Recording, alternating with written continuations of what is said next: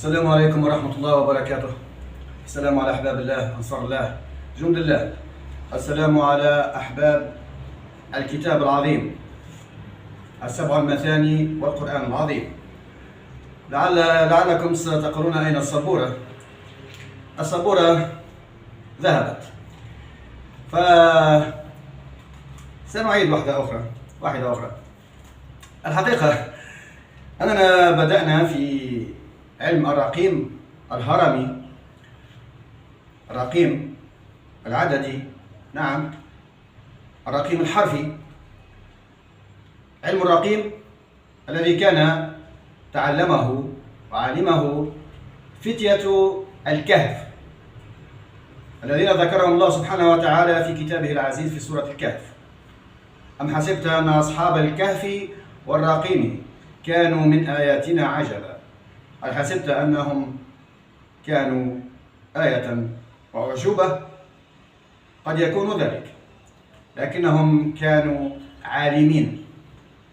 تحدثت عن قصتهم فيما مضى ولن أعود على ذلك، ولكننا قبل أن نذهب إلى التفاسير والبحث مليا نسأل بضعة أسئلة لنحاول الإجابة عليها بعلم الكتاب. هل كان رسول الله صلى الله عليه وسلم عنده علم بالرقم والرقيم والعدد؟ هل كان يقرأ ويكتب؟ نعم، هو أمي لأنه كان من أم القرى، كان ابن أم القرى. كل الذين يسكنون أم القرى كانوا يسمونهم الأميين. قد بعث الله في الأميين رسولا منهم يتلو عليهم آياته. هل كان علي بن أبي طالب كرم الله وجهه يعلم من ذلك العلم، علم الرقيم والعدد والحرف، المواطأة مثلا كما تحدثنا من قبل؟ نعم، كان يعلم. هل هنالك من العارفين بالله أولياء لله سبحانه وتعالى كانوا عالمين وعارفين بعلم الرقيم، الحرف والكلمة، أحرف اللغة العظيمة، أم اللغات كلها، العربية؟ إنا أنزلناه قرآنا عربيا لعلكم تعقلون. لعلك تعقل، لعل يكون لك عقل يتدبر ويفهم. نعم، هنالك الكثير ممن كانوا عارفين بعلم وعلوم كثيرة من كتاب ربنا، لكن ما الذي صار لهم في الحقيقة؟ أقول مثلا ابن رشد، ملاحقته وتحريق كتبه وفعلوا فيه ما فعلوا. أقول مثلا من أعدموه، الشيخ العارف بالله محي الدين ابن عربي، حتى أنهم إلى اليوم يتهمون هذا الرجل وهو ولي لله، نعم، وعلامة عصره. محي الدين ابن عربي كان يتكلم بالألغاز، كان عارفا أيضا بعلم الرقم والرقيم. لذلك فهو يقول في كتاباته العديدة جدا، الفتوحات المكية وعنقاء مغرب وكثير من الكتب التي كتبها، كان يتكلم بشفرة وبتلغيز. قد تقول لماذا؟ هو كان مضطرا غير باغ ولا عاد. هو كان مضطر لأنه كان ملاحقا من سلالة المنافقين الأوائل، من سلالة أولئك الكفرة الفجرة الذين اعتبروا أنفسهم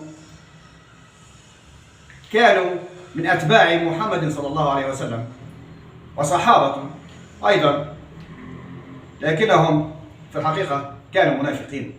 فذريتهم وسلالتهم انتشرت فيما بعد وبدأت تقتل العلماء وتلاحقهم أينما كانوا. لا تتعجب مثلا من العلامة ابن خلدون الذي ارتحل إلى المغرب، إسبانيا، تونس، إلى مصر، ثم أنه لم يقدر على دخول مكة للحج. لماذا؟ لأنه كان ملاحقا في الحقيقة، فحمته مصر العظيم. هرب من تونس، هرب من هذا البلد قائلا هذا بلد الدسائس. نعم، كانوا ينمون قتل ابن خلدون لأنه كان عارفا وعالما. الحقيقة إلى يومنا هذا وهم يلاحقون العلماء والعارفين بالله للتنكيل بهم وليفعلوا بهم أشنع الأفعال. يحرقون كتبا، يمنعونهم حتى من الظهور على وسائل التواصل الاجتماعي، فيبعثون ميليشياتهم الإلكترونية وأولئك العناصر المترصدة المتربصة والتي تأخذ الدوائر في مواقع التواصل الاجتماعي ليهاجموا كل عارف بالله. نعم، لنسأل هل كان العلامة محي الدين ابن عربي مثلا قد علم علما من كتاب ربنا؟ نعم. كيف ترجم لنا تلك العلوم والمعارف؟ باجتهاده طبعا، وبإلهام من الله سبحانه وتعالى، باعتماده الكشف والتجلي، نعم، والارتقاء. كيف علم من ربه سبحانه وتعالى، وكيف علمه ربه سبحانه كما علم الكثير والكثير من قبله. العلامة ابن خلدون، ابن رشد، محي الدين ابن عربي الذي قرأوا له في الغرب كثيرا، هل كان يعلم وهل شفر كتاباته في علم الرقم والرقيم؟ نعم. لماذا؟ حتى لا يفهمها إلا العاقلون، حتى لا يفهمها إلا أولو الألباب، وحتى لا يستطيع فهمها أولئك المتربصين في أمتنا بالعلماء من سلالة المنافقين إلى يومنا هذا. نذهب معا ونحن نواصل في علم الرقم والرقيم، لأنه علم كبير جدا في الحقيقة، لا تكفيه 10 أو 100 حلقة، بل لعلها آلاف الحلقات ولا ننتهي من علم الرقم والرقيم. يقول محي الدين بن عربي في كتابه عنقاء مغرب في ختم الأولياء، بعد أن يقول: والتحمت القرون بظهور السر المصون. هو ها هنا يتحدث عن أيامنا هذه بصراحة، وعن اقتراب ظهور السر المصون، ليس السر الأعظم عندنا الكتاب، السر المصون هو إمام آخر الزمان. ولما كان ذو الحجة وسط 3 المحرمة، هنا بصراحة أعطانا توقيتا بشهر من الأشهر الهجرية القمرية. هو في الحقيقة وجد الأمة تسير على ذلك التقويم الهجري الذي بدأ من أبا بكر وعمر، فأخذ على ذلك المنوال. لكن محي الدين بن عربي في كتابات أخرى يوضح لنا أن هنالك حيف وزيف وسوء تقدير في التقويم، سنأتي عليه في حلقة قادمة. يقول: لعلكم ستقولون لي أين السبورة؟ سأنزع الغطاء على السبورة.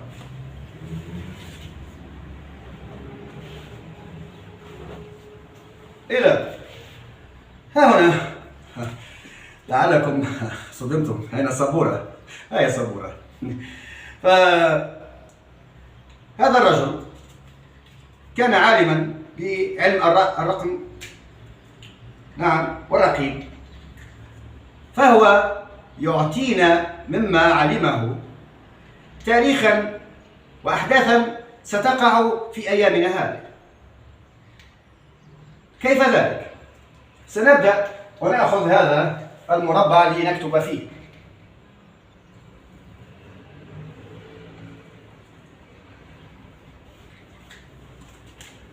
سنكتب ما قاله ابن عربي بلغة الرقم والرقيم، نعم، في هذا المربع، ثم سنفسخ وسنتحدث من النمرود، من هو فرعون، من هو السامري، من هو الدجال حقيقة. وسنبدأ بإذن الله القيمة العددية والقيمة الرقمية والقيمة النورانية، وسنتحدث عن الأهرامات وحدائق بابل الهرمية المعلقة، نعم، وما هو السر، ما العلاقة بين النمرود وفرعون، حدائق قلبة، نعم، من عجائب الدنيا السبعة، ليست عجائب، هي بعلم ستعلم كل شيء عنها. لنبدأ ونقول، يقول ابن عربي: فإذا تحقق هذا التفضيل أي أن هنالك شخصية مفضلة وقع تفضيلها، الحمد لله الذي فضلنا على كثير من عباده المؤمنين، التفضيل. فإذا تحقق هذا التفضيل فقد فتح لك في التفصيل وساغ لك التأويل، من عبارات جميلة جدا باللغة العربية العظيمة. كان بكل صراحة الكثير والكثير بحث في فك شفرة ما يتحدث فيه ابن عربي واجتهدوا كثيرا، لكننا اليوم نكتشف السر. يقول: ولما كان ذو الحجة أوان الفضل والتعيين حملنا ما بعده من الشهور على المتين من السنين، أي على قيمة الأشهر تأخذ، وهم 12 شهرا، نأخذهم سنين.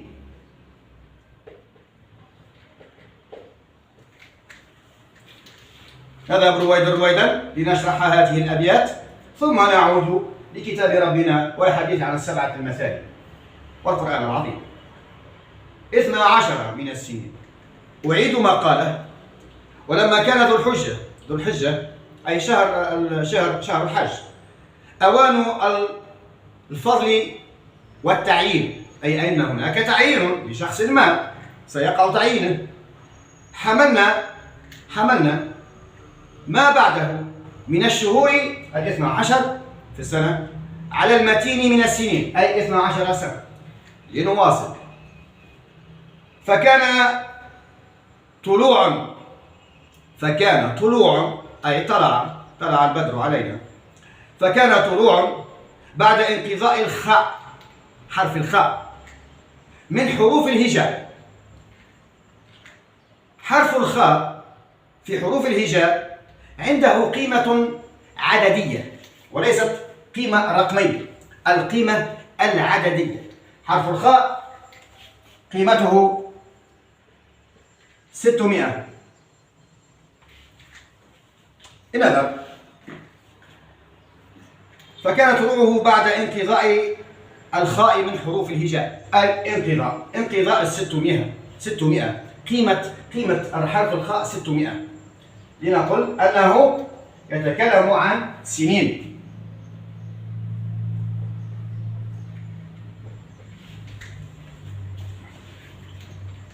لنواصل ولنعلم ماذا يريد أن يقول هذا الرجل. هل كان مهرطقا كما يتهمونه إلى اليوم سلالة المنافقين؟ لا، كان علاما. لنتم ما بعد ذلك.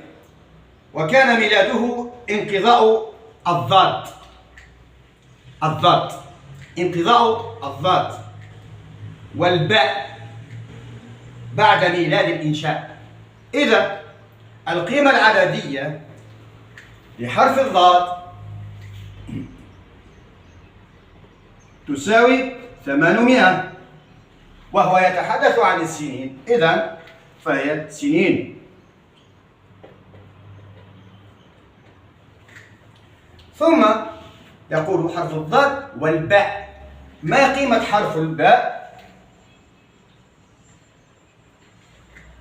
العددية؟ هو الرقم 2. هنا نتم ما قاله: وكان ميلاده أي ظهوره وخروجه، نعم، هذا الرجل الذي يتحدث عنه انقضاء الضاد والباء بعد ميلاد الإنشاء، وانتظام ماذا؟ الأجزاء. الكل سيسأل ما معنى انتظام الأجزاء؟ ما هي الأجزاء التي نتحدث عنها؟ ما هي الأجزاء؟ محي الدين ابن عربي تعلم علما من كتاب ربنا سبحانه وتعالى فيه 30 جزءا و60 حزبا، كل جزء فيه حزبان اثنان، فهو يتكلم عن أجزاء القرآن 30، هم 30 جزءا الأجزاء. إذا هنا لنقل الأجزاء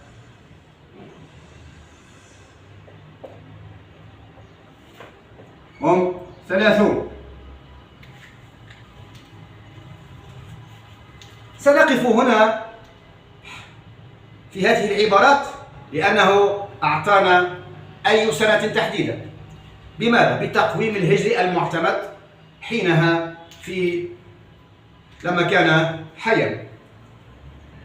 سنجمع هذه السنين لنعرف أي سنة قمرية هجرية يتحدث عنها محي الدين ابن عربي. كلامه ليس قرآنا، هو ليس قرآنا، ولكن كلامه نعم فيه حكمة بعلم الرقيم. أتثبت من التسجيل وأعود.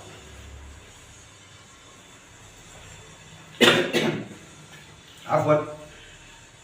لنجمع 12 من السنين، 600، 800، 2 ثم 30. ماذا يعطينا؟ لأن مع 2 4، 1 مع 3 4، 6 مع 8 تعطينا 14 هجري. إذا بسيطة، واضح. محي الدين ابن عربي يتحدث عن أيامنا هذه القادمة إن شاء الله. ماذا فيها؟ فيها أحداث كبيرة، نعم، فيها ظهور شخصية نعم ستبرز، ستظهر، ستكون موجودة نعم في حج هذه السنة. هذا بحسب ما قاله محي الدين ابن عربي، هو كلامه ليس قرآنا، ولكنه علم أشياء من كتاب ربنا بالارتقاء والكشف والتجلي والبحث والعلم وعلم الرقيم. نعم، هل كان يعلم علم الرقيم؟ نعم، أنا متأكد أنه كان يعلم الكثير والكثير، وسنأتي على كثير من الأشياء قالها. علمنا هذه السنة، لكن محي الدين ابن عربي يحدد هذه السنة قبل أن يجمعها بشهر من الأشهر. ماذا يكون فيه؟ يكون فيه هذا الشهر ذو الحجة. إذا ماذا يقول بعد ذلك مباشرة في عنقاء المغرب؟ وأحيي إخواننا في المغرب، حقيقة إخواننا وأخواتنا طبعا. يقول: ولعل الناقد يدخل السابع. ما معنى الناقد يدخل السابع؟ ما هو السابع؟ رقم 7. لنقل هنا رقم 7 ماذا؟ لكن كلمة الناقد عندما تجمع كلمة الناقد ماذا تعطيك؟ تعطيك القيمة 15. بماذا؟ بالقيمة العددية، باختزالها تجدها 15. إذا هل يحدثنا بالألغاز وبشفرة محي الدين ابن عربي عن 15 من الشهر السابع؟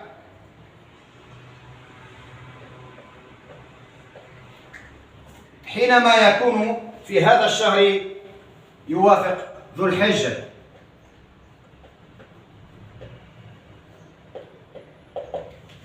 نعم، 1444 هجرية بتقويمهم هم. نعم،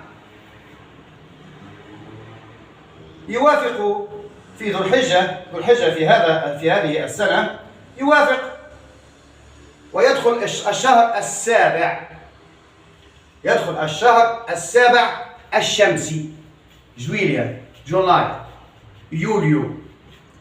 نعم، يوافق هذا الشهر ما بين آخر ما بين هذه الأيام القادمة، نعم، في الشهر السادس والشهر السابع. إذا حتى إذا جمعنا 5 مع 1 تعطينا 6، لعله يكون الناقد في الشهر السادس. أين تبدأ ماذا؟ الأحداث. إذا لنواصل ما قال ثم نعود لعلم الرقم والرقيم إن شاء الله حتى تعلموا حقيقة هذا الرجل حقيقة. ولعل الناقد يدخل السابع في العلم أي بعلم الرقم والرقيم، الشهر السابع ما بين الثالث والسابع. فقل له ذلك أوان الحكم في دولة العز، ذلك أوان الحكم في دولة العز. نعم، بظهوره عند انقضائه، أي أن هذا الرجل سيظهر بعد انقضاء أجله، نعم، في غيبته، نعم، وأن الناس لا تعرفه ستعرفه في قادم الأيام إن شاء الله.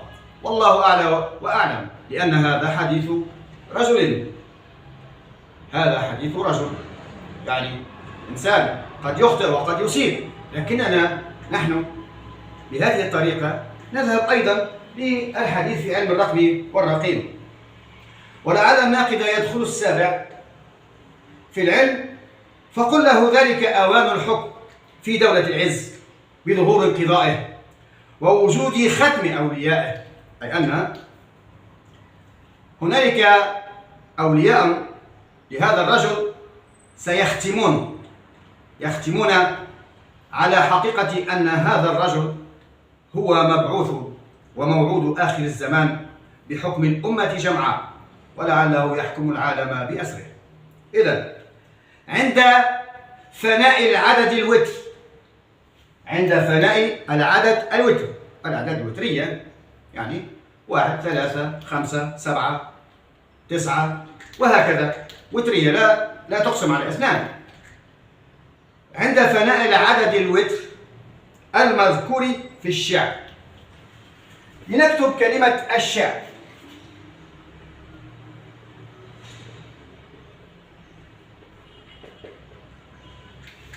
الشعر أحبابي في الله فيها ألف لام شين عين راء، 1 2 3 4 5. أي آخر حرف في كلمة الشعر هو حرف الراء الخامس، وتري. هو رمز بحرف ماذا؟ بحرف الراء.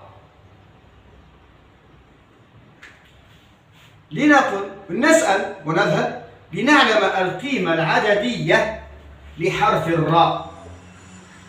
كم يساوي حرف الراء؟ حرف الراء يساوي قيمته العددية 7.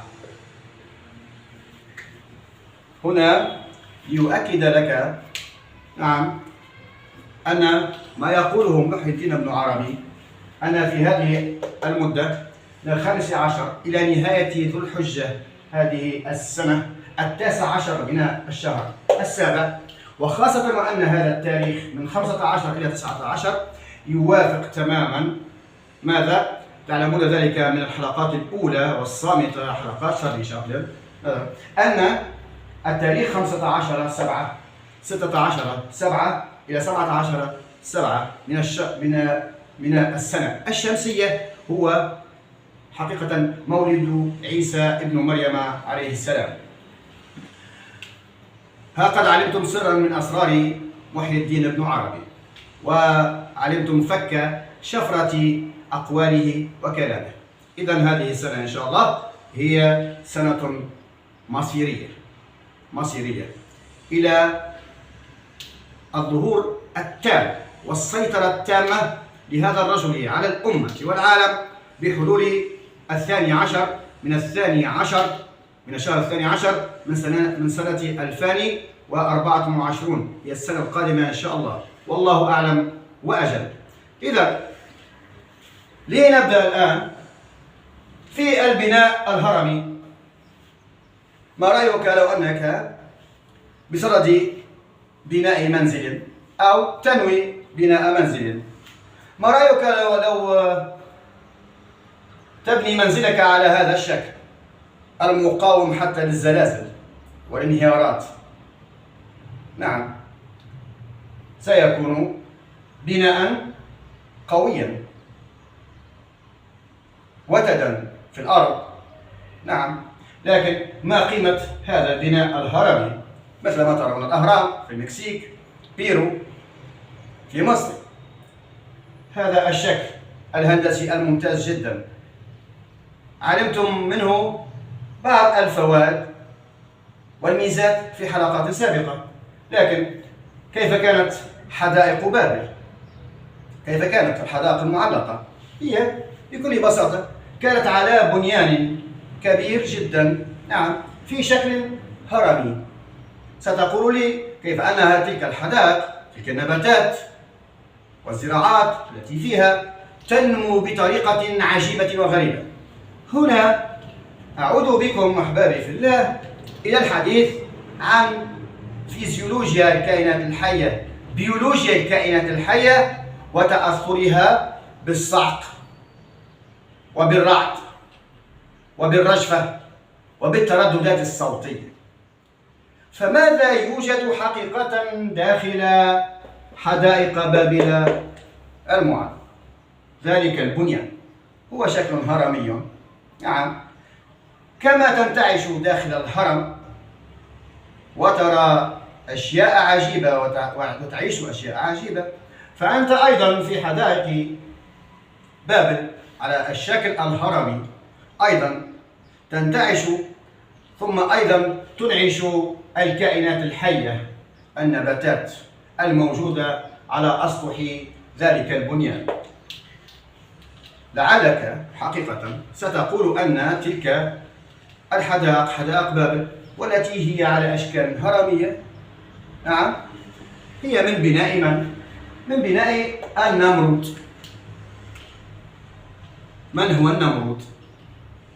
من هو النمرود الذي تحدى سيدنا إبراهيم وتحدى الله سبحانه وتعالى؟ هل كان لديه علم بالأشكال الهرمية والهندسة الهرمية؟ نعم، في الزراعات وفيما إلى ذلك. ستعلمون أحبابي أنني في شهر الصيام الفارط عندما قمت بتجارب بالرجفة والصعق في النباتات، وكانت محفزات وقوية جدا لنمو النباتات. نحن عندنا حقيقة ما نسميها المنابت، منبت تزرع فيه نباتات صغيرة الحجم، ثم يقع تحويلها إلى أماكن أخرى لتنمو أكبر وأكثر. فحدائق بابل في الحقيقة، وسنأتي على ذلك رويدا، هي كانت عبارة عن منبت للنباتات، ذلك أن الشكل الهرمي وما في داخله من غرف وما يقع فيه حقيقة من زمن إدريس عليه السلام في العراق، كانت تلك العبادة داخل غرف في الحدائق، كانت أساسا تنتعش بها تلك النباتات المزروعة. فأنت إذ أنك تريد أن تصنع منبتا أو بيتا تبني على شكل هرمي، فأنا أشجعك. لماذا؟ لأن الشكل الهرمي في المنبت وأنت في داخله تصدر قرآنا يتلى مثلا، ترانيم، إنشاد، وفي داخل ذلك المبنى تصدر الرجفة أيضا، نعم، خلال جدران هذا البناء. فأنت ستحفز حقيقة كل النباتات. علاوة على ذلك، فهذا الشكل الهندسي، وعند تلاوة مثلا لنقل أننا سنتلو الأعراف والرعد والنحل في هذه الغرفة، وجوار هذه الغرفة هنا نباتات مزروعة، بطبيعة الحال ستتحفز، ثم لنقل أننا سنتلو في هذه الغرفة هذا الطابق، وهم 5 طوابق في الحقيقة: 1 2 3 1 2 3 4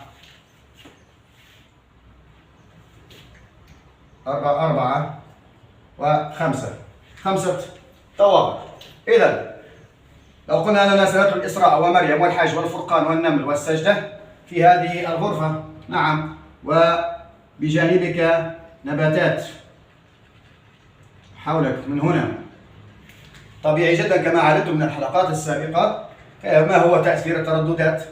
نعم، هنا في هذه الغرفة ستتلو سورة صاد وفصلت، نعم، بنفس الشيء. هنا تزرع نباتات أيضا، كما هي حدائق بابل، هي حدائق هرمية فيها حكمة من بنائها وماذا يقع داخلها في داخل غرفها.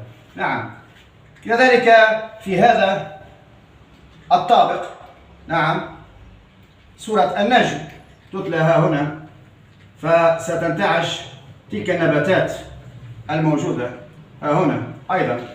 ثم أيضا وحول قاعدة البنيان، نعم، وهو بنيان في الحقيقة يكون على 19 سلما، 19 قاعدته تكون 19، نعم، وارتفاعه يكون بحساب 10.